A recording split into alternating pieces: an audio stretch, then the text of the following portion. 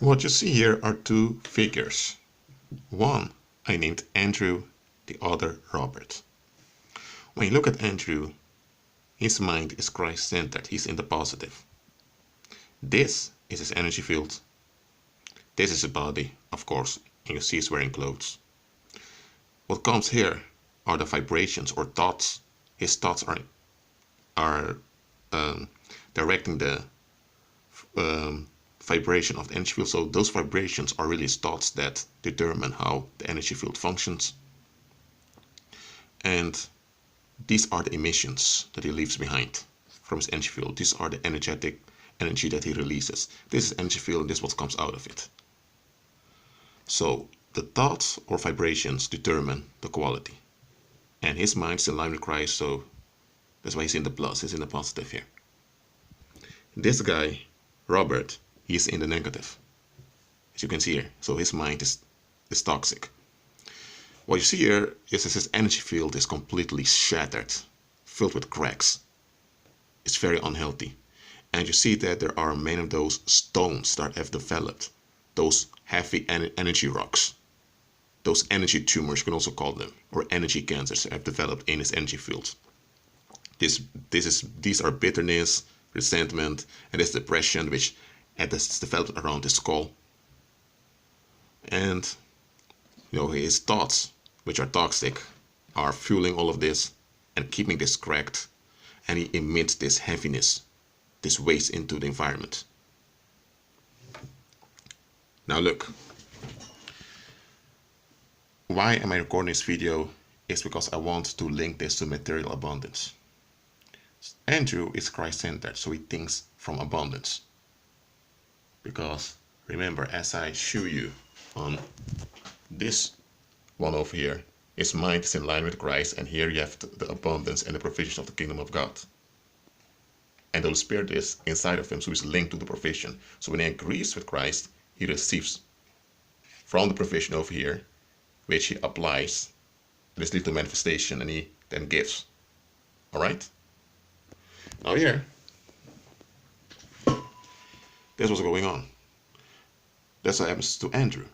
But with Robert, well, his mindset is completely worldly, has become cynical and a bit bitter over time, and this is what he emits to the environment and to the climate. He is not linked to any provision, so he needs to seek provision externally.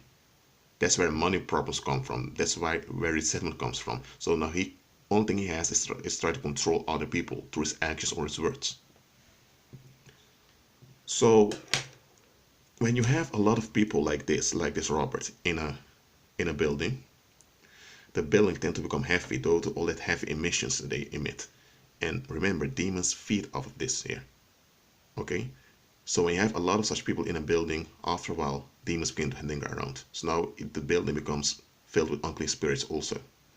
So when you, who's filled with the Holy Spirit, enters in that building, everyone who's like this is going to sense there's a big presence, that a big presence entered in.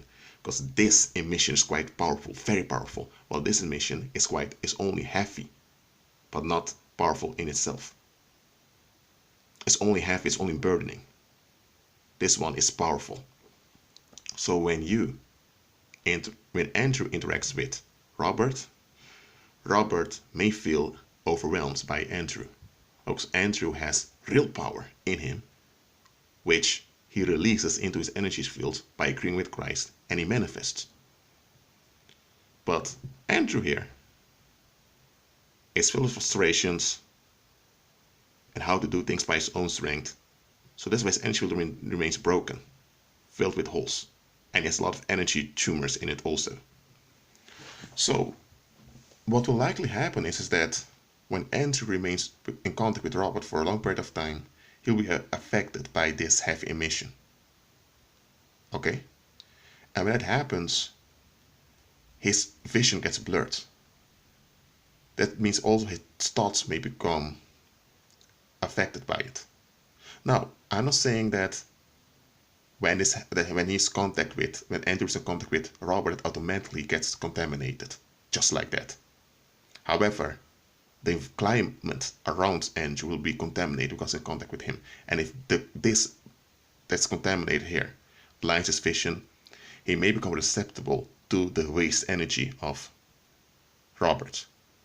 And once becomes susceptible because his vision, his perception has been blurred, he may begin to think unconsciously similar to Robert. And when that happens, well, he also develops holes in his aura because he's not in agreement with Christ anymore, and demons don't have access to him. Okay? Now he's still born again and he still has Holy Spirit, that hasn't changed. But if he picks up unconsciously some of the ways of Robert, demons now have access to his environment. And the energetic ways of others will begin to cling onto him, to stitch around him. You get what I'm saying here? So that's why it's important to agree with Christ and to relate to others in a Christ-centered manner. Now look, I'm not saying that automatically just because Andrew is in contact with Robert, he's contaminated. But as a human being, you tend to pick up the ways of those you are in contact with in the long term. That's why when you notice someone is not willing to evaluate their expectations nor to grow, they have this mentality, that's just how I am, that's just how I think. If you have such people and they remain like that for a while, keep your safe distance and lower contact with them. Because even if they don't manage to blur your vision, they still are releasing that waste around you, which means demons can't get close to you. Now, you walk in love towards everyone as a believer, but you can't walk in love with everyone. It's not possible to walk in love with Robert. Absolutely not. It's not even possible to walk in the long term with Robert without being affected by the danger he carries with him. Because he carries danger with him, which demons can use anytime. That's why look at the bigger picture, pray for other people if the Holy Spirit directs, and be at peace.